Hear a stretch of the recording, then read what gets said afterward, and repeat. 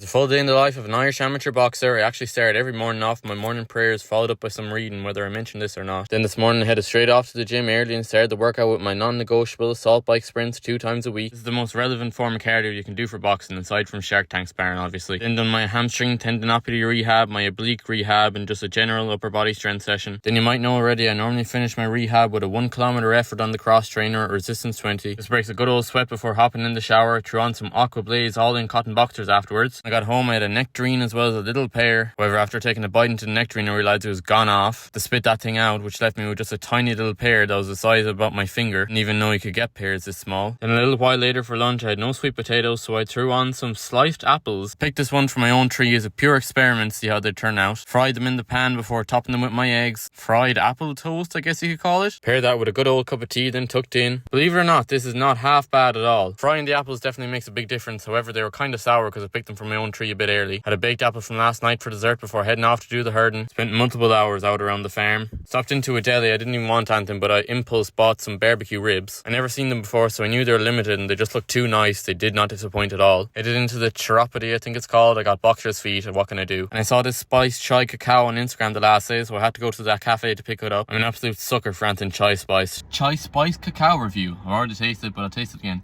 I mean, it's a 50-50 chai to hot chocolate ratio, and just tastes exactly like that, to be honest. Wouldn't knock it, I suppose. It's the best of both worlds.